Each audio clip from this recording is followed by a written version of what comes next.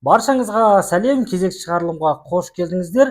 YouTube, TikTok, Instagram жүргізсем, басқалар сынайды деген қорқыныш сізде болса, онда осы шығарылым сізге арналады. Бүгін мен 5 түрлі нәрсені айтамын, осы сынға байланысты, сол себепті аяғына дейін тыңдаңыздар, қажет жерлерді түртіп алыңыздар. Ең бірінші түсіну керек нәрсе, пайғамбарларды да, әулиелерді де, Абайды да адамдар сынаған, сізді де, бізді де, біздің ұрпағымызды адамдар сынай береді. Яғни бұдан құтылу мүмкін емес. Мына дүние тұрғанша сында бола береді. Сол себепті ең бірінші нәрсе бізге не істеу керек?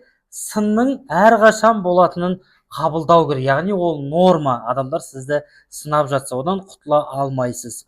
Екіншісі, сізді сынайтындар кім?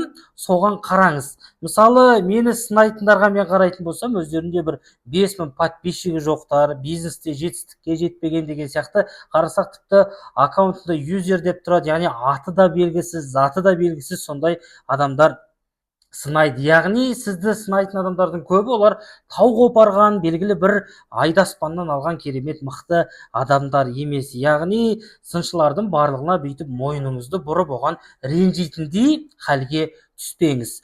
Үшіншісі, маған бір миллионерді тауып беріңізші, негатив жазатын, сондай адамдарды болмайтын жерде сынайтын деген сияқты, ондай адамдарды табу әрине қиын.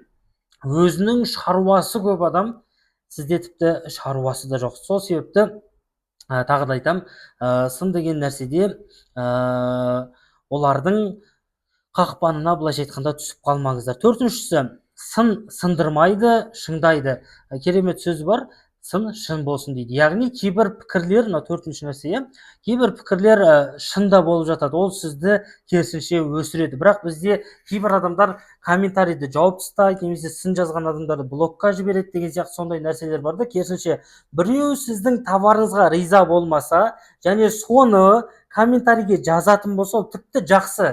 Сіз ашық болыңыз, прозрачный болыңыз, қорықпаңыз, керісінше айтыңыз: мен енді бұл фирмадан киім алмайтын болдым, рахмет менің көзімді ашқаныңызға, яғни мен де мән бермей қалыппын, айып етпеңіз деген сияқты нәрсені айтатын болсаңыздар, ол жерде қазақ айтады, елген басты қылыш шаппайды дейді. Ешкім сізді одан сайын төмендетіп, неге ондай товар әкелесің демейді. Сіз де өйткені пендесіз, сіз де бүкіл жағынан мықты болмайсыз.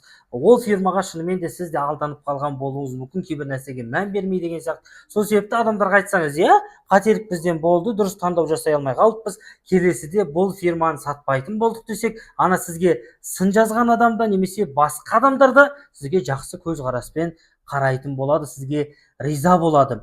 Бесіншісі, жемісі көп ағашқа ғана тас атылады. Жай ағашқа сен тас атпайсың ғой, алма өсіп тұрса, басқа нәрсе өсіп тұрса, соны құлату үшін адамдар тас атады. Сол сияқты, егер де сіз көп сыналып жатсаңыз, яғни сіз біраз адамға көрініп жатырсыз деген сөз. Сіздің подписчиктеріңіз көбейіп жатыр, сіздің просмотрыңыз көбейіп жатыр, сіздің ақшаңыз, танымалдылығыңыз көбейген сайын қандай нәрсе болады? Әрине сын жүреді. Мысалы, 1000 просмотр болған жерде әрине комментарий аз болады, ал 100 000 просмотр болған жерде ол жерде адамдардың ойы бір-біріне ұқсамайды, біреу сізді даттайды, біреу сізді мақтайды деген сияқты. Сол себепті кімге көп сын жазылады? Көп просмотр жинаған және танымалдығы артып бара жатқан адамдарға. Сол себепті сын жазылды ма, сынып қалмаңыздар. Мен айтқан дүниелерге мән беріңіздер. Мен қанша 5 жылдан бері блог жүргізіп келе жатырмын, TikTokта, Instagramда, YouTube'та деген сияқты, әртүрлі дүниелер жазылады. Ол норма деп мен қабылдағандықтан, өйткені бүкіл адам менің әйелім сияқты, менің досым сияқты тани бермейді. Әр адам сыртымнан томпіше салады, неше түрлі жаза салады.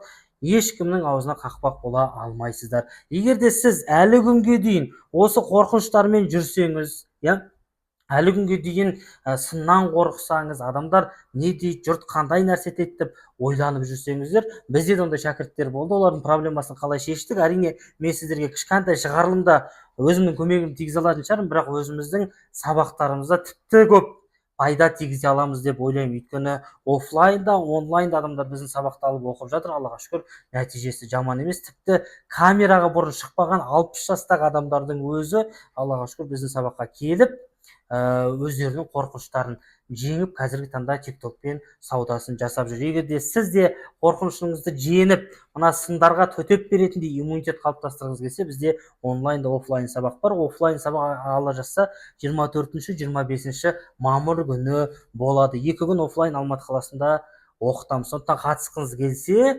көрсетілген WhatsApp нөмерге жазыңыздар, тікелей өзімен байланысқа шыға аласыздар. Парақшама жазылып қойыңыздар, каналымды бақылап жүріңіздер. Мен әрқашан сіздерге пайдалы ақпарат беруге тырысамын.